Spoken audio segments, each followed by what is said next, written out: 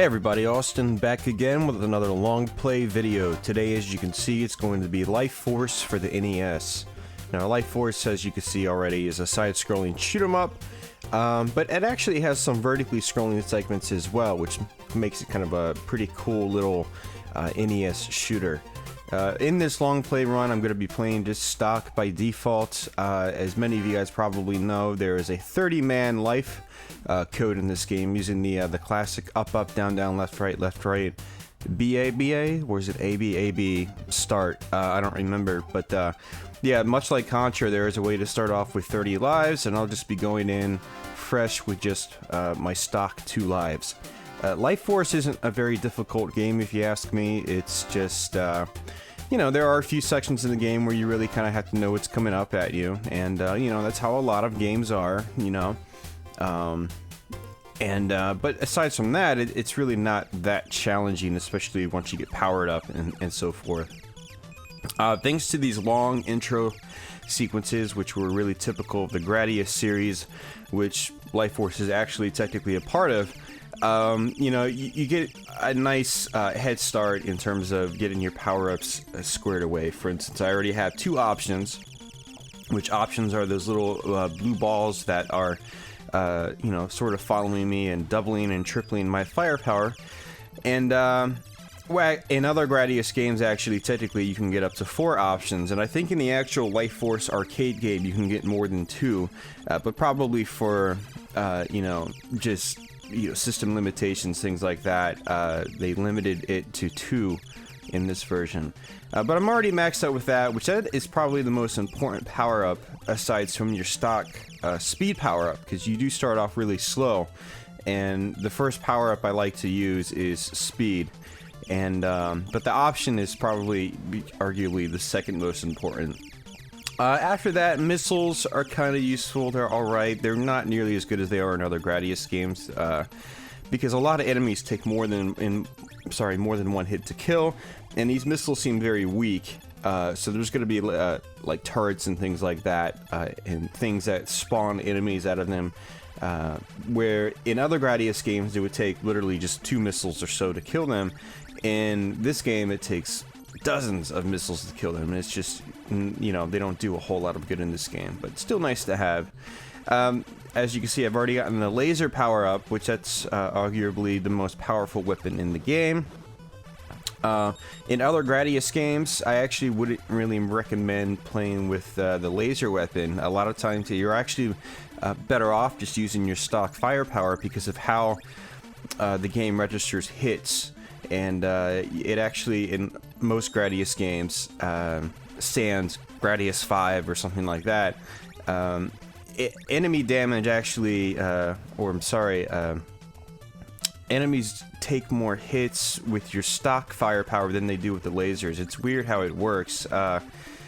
Even though the laser is a nice long stream, in most Gradius games it doesn't actually register a lot of hits with them. It's like it spaces out each hit it registers on the enemy. It's kind of hard to explain, but if you've played a Gradius game and you've used the lasers, you will probably understand what I mean, especially in like Gradius 2 and Gradius 3 and Gradius 4. It seems like your stock firepower is actually a better option than lasers, so especially against things like bosses and whatnot. But in this game, it's the exact opposite. Laser is easily the best weapon in the game, and you always want to equip it. You do have a ripple shot, which is kind of cool. It has a wider spread, so it's kind of easier to hit some enemies. But Gradius, sorry, I keep calling it, I want to call this one Gradius, but it's not. Life Force is actually, it's not that chaotic. So there's really no reason to use Ripple. I mean, you could just, you know, play with the laser fine, and you shouldn't really have any problems. And it's the most powerful, so once you get to a boss, it's just, you take him down just like that, really, really fast. So here's our first vertically scrolling segment, and there are approximately, it pretty much just alternates. It goes from side-scrolling to vertical scrolling, back to side-scrolling, back to vertical scrolling. And it keeps rotating like that, which is pretty cool. So you've got quite a few vertically scrolling stages. Every vertically scrolling stage also has a boss, so that's definitely one of the elements that really makes Life Force on the NES what it is that sort of variety you get from constantly switching the camera angle, basically. And there are these turrets that I mentioned. You see the missiles hitting them. 6 missiles hit that bottom one and didn't really do anything. And look, I just literally 9 or 10 missiles hit that left one and nothing. So, yeah, missiles really only good for the enemies that take just 1 hit to kill. Like those tiny turrets, not these big ones right here. And those aren't really turrets, those are more like the spawner things I was mentioning. And these volcanoes you can actually destroy. Just destroyed that one on the left. For some reason the one on the right wasn't dying. It wasn't registering the hits properly, I guess, or maybe I just wasn't hitting it at the proper spot. But yeah, the volcanoes you can destroy, which is very, very useful because those could be slightly tough sections to get through. And this one right here, it's going to be hard to destroy it unless you came from the left-hand side. So just do your best to sort of get around it. And on this segment, you've got all these flying rocks coming on the screen. You actually cannot destroy the rocks, so you actually have to do some dodging for a change. And there aren't really too many segments in the game where you actually have to just dodge like that. There's one at the the very, very end of the game where, spoiler alert, I do die. I want to say I go through the entire game without dying. Except for the very, very last stretch, and those very familiar with this game will probably know exactly where I died at. There's a very tricky section at the last part of the game, where if you don't play it just right, you are going to die because of how it's set up. It's kind of a, a cheap jab at the player, but you know, it is possible to get past it without dying, but so we're already nearing the end of the stage. We're not too far away from it. There's going to be sort of a mini boss, and then after that we're going to be going to the main boss. Yeah, we're pretty much at the end now. So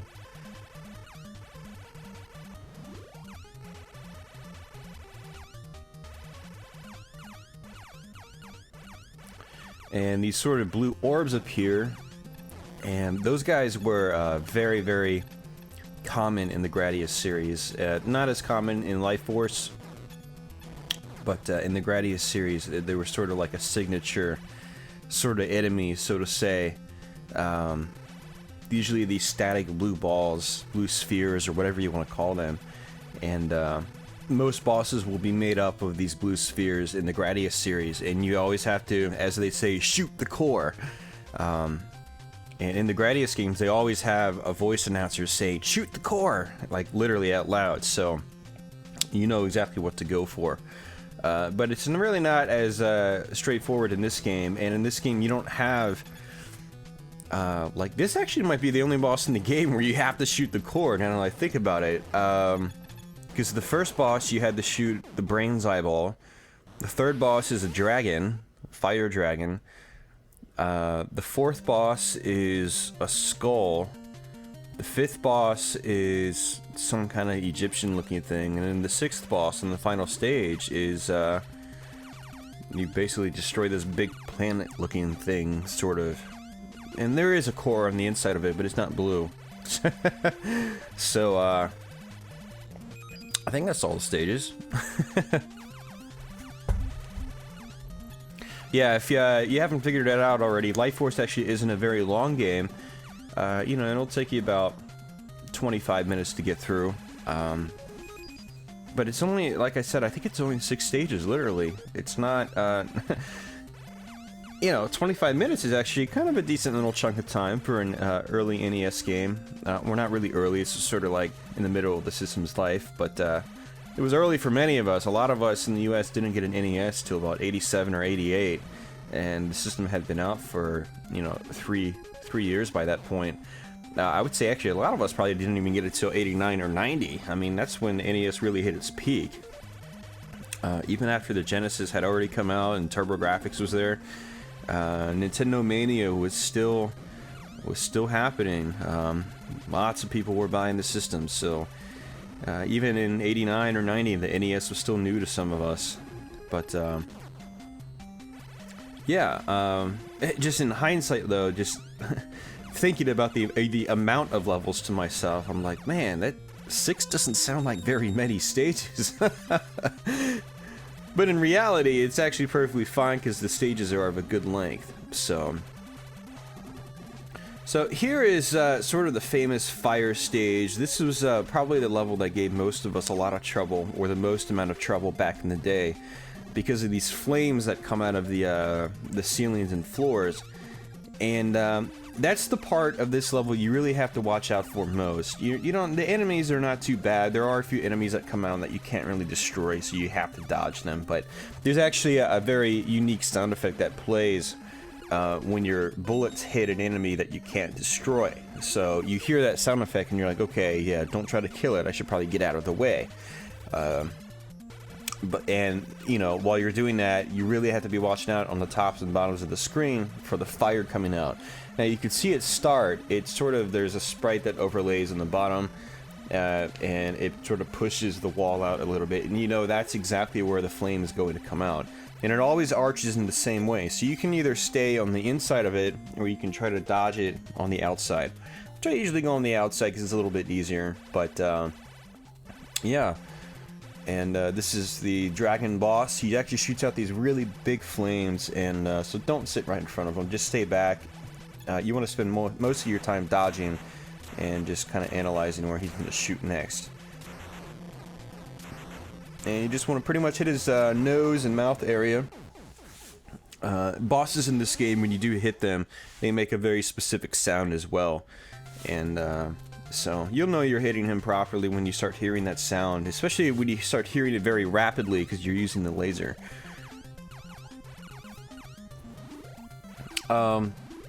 I wanted to actually say on that fire stage, back when I was a kid, Nintendo Power actually had a segment on this game, and they had mapped out every single screen on that fire section and basically showed you where all the flames were going to spread out from.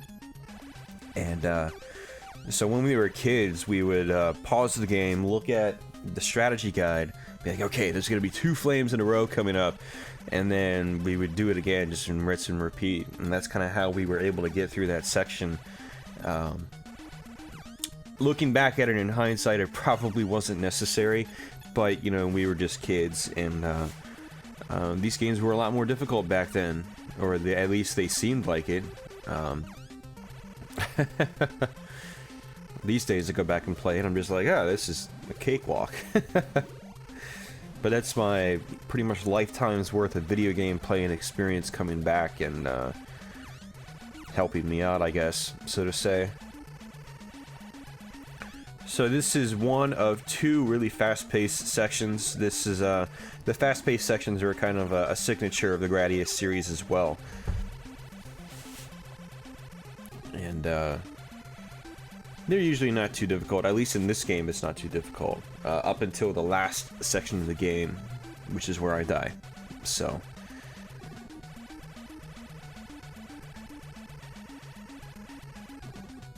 I did want to mention, and I've actually done a video on Life Force before, but for the PC Engine, and actually technically that one was called Salamander because it was the Japanese only release. Life Force actually started off as a game in Japan called Salamander. Now, in the early to mid 80s, Gradius came out in the arcades, and before Gradius 2 came out in the arcade, they actually made a spin-off title, and it was basically still set in the same series, sort of, or at least same gameplay mechanics and whatnot. You know, you still had your options and whatnot, and they called it Salamander. And when they brought Salamander over to the United States, they actually changed a few things. They changed how the power-up system operated, and they actually, in the original Salamander arcade game, it looked like Gradius and it played a little bit like Gradius, but the power-up system was different.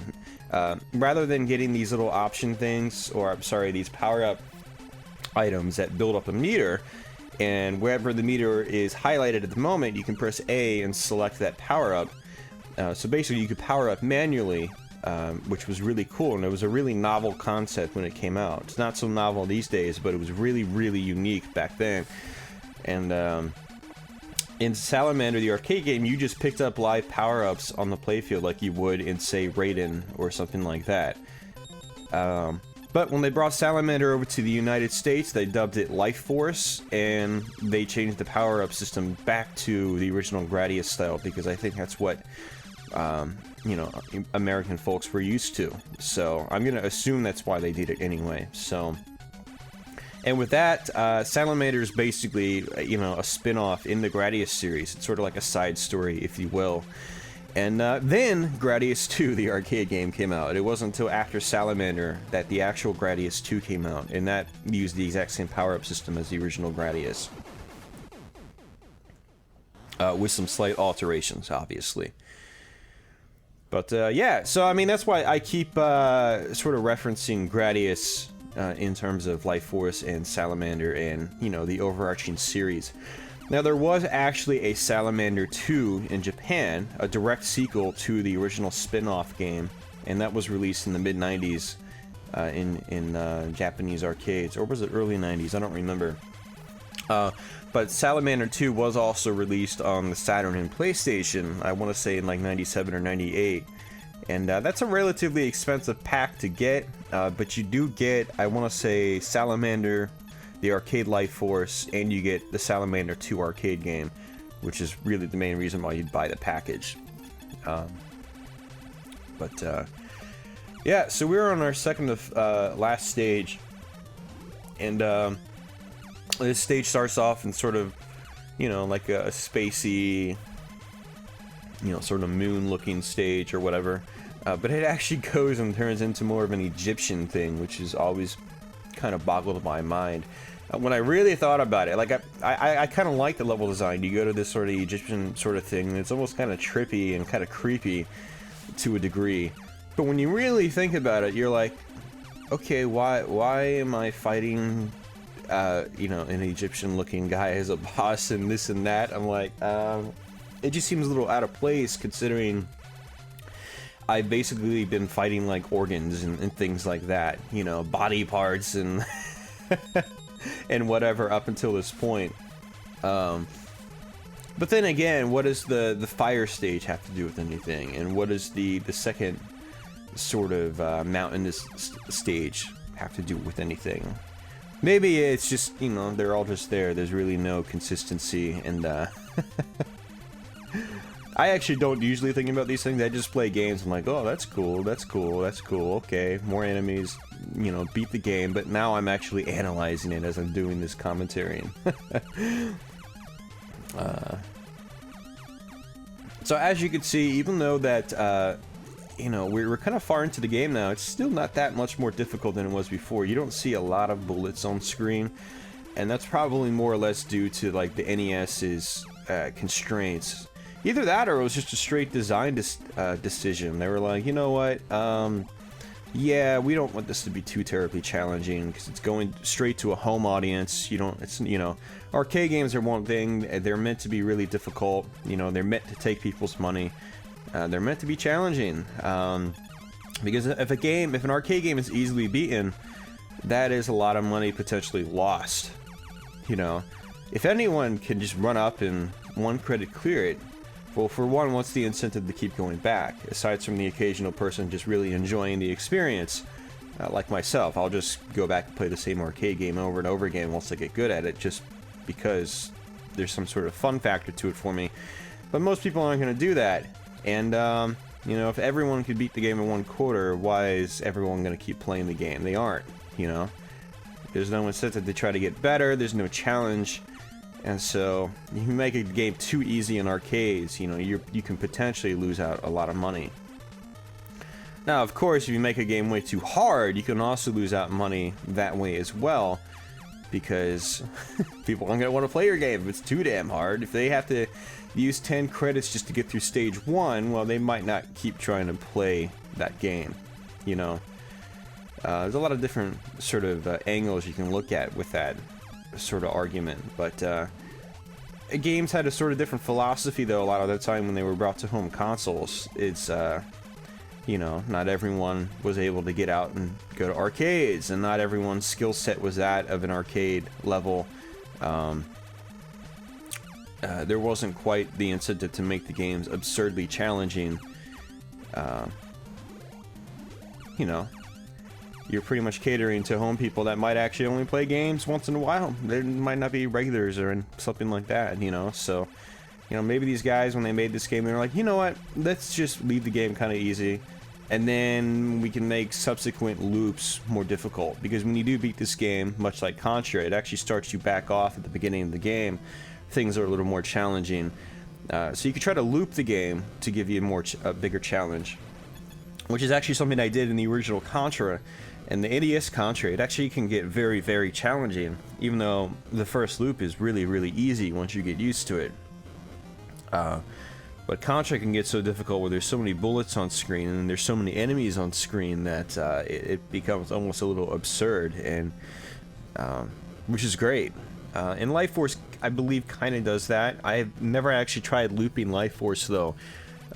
You know, I'd get back to the beginning and I wouldn't play through it again. So I don't know if it really gets that much more challenging like Contra did, but if some of you guys watching this have looped Life Force a bunch of times, let me know how much more challenging it gets, because that would actually be kind of interesting to know. And if it does get a lot more challenging, I would actually like to go back and try that, looping the game and seeing what happens. So now we're on the final stage, and if you're not careful, this can actually get a little tricky, because as you can see, enemies are sort of just flying down the screen much faster than previously in the game. So if you're caught off guard, you can get screwed over pretty quickly. Fortunately, when you do die in this game, though, your options, they actually stay at the screen and they slowly float back until they float off the screen. And unlike the original Gradius games where you had a start back mode, basically you would die and you'd get pushed back a few screens, lose all your power-ups, and you'd have to start fresh, usually amidst a very difficult section. That's usually how it happened. And in this, you don't have that. There's no start back mode. Your next ship just flies straight back up, and that's it. And you can try to grab your options that are sort of just left behind, floating back off the screen, which is really cool. And I think that's actually one reason why a lot of people enjoyed this version, not really this version, but this game, Life Force on the NES, as opposed to later Gradius games and whatnot. A lot of people I grew up with seem to really, really think fondly of this game specifically. I think part of it is because of that gameplay design decision where you don't start back, you just come back and you can try to grab your power-ups. It makes the game a little less punishing. And another thing that makes the game a little less punishing is that you actually have two players at the same time, and this was the only game in the Gradius series to do that, except for, I want to say Gradius 5, was that two players at the same time? I don't remember. I always almost sometimes don't even consider Gradius 5 a part of the main canon, because it was designed by Treasure and they added so many new elements to it that it almost feels like it should be its own thing. Like, and there were so many improvements, so it wasn't as punishing in certain regards as other classic Gradius games were. But here's the infamous Moai heads from the original Gradius series. Those guys are signature enemies of the series. They're pretty much in every Gradius game. And I don't know why they were ever included in the series to begin with. Basically the Easter Island heads. But it's cool that they're in this one. Funny thing is, Life Force was actually my first taste of the Gradius series when I was a kid. I never did play the original Gradius. I only saw someone play it once, and it looked kind of interesting to me. You know, with all the power-ups and stuff like that, and how power-ups are activated. But never really did play it at all. I just watched someone play it as a young kid, and but then for, I want to say, my birthday one year, I got Life Force, and you know, video games are were easily my absolute favorite thing to do back then. So for Christmas and my birthday, and once in a blue moon, at least in the early days when I was younger, my parents would buy me a video game, and a Nintendo game specifically. So, and back then my parents somehow, they either consulted with the guys at the game stores, or they just saw the boxes and said, hey, that looks cool. And so I got some really good games when I was young, like Life Force and Contra and stuff like that. So here's the final boss. Destroy the snake, and then you basically just destroy the core. Boom, that's it. Super easy. But this is where the hardest part kicks in, and it's another speeder section, and you have to basically just be on point and do a lot of dodging. And you'll see exactly what I mean in just a second. But yeah, as I was saying, I actually got a lot of great NES games as a kid thanks to my parents, and you know, fortunately they got me these games. I mean, I'm glad I wasn't that kid stuck with something like oh jeez, Dash Galaxy or something like that. Ugh. So I definitely had it good growing up in terms of the occasional Nintendo game I would get. My parents got me some really good ones. Very few duds, to be honest. Ooh, see, that was a bad death. That was my fault. Oh, totally my fault. Wow, and if I hadn't actually hit that one edge, I would have actually beat it without dying, because I pushed forward fast enough to... There's one of these rails that actually comes all the way across the screen and connects fully, and so if you're too far in the bottom of the screen, you're going to slam into it, and you're going to die, and that's how it works, simple as that. So I actually got past that one, but in trying to do so, I was going through one of the corridors too quickly, and I just clipped the edge. Oh man, that would have actually been the first time I beat the game without dying, had I not done that. So, alright, well, there you have it, guys. Life Force in the NES.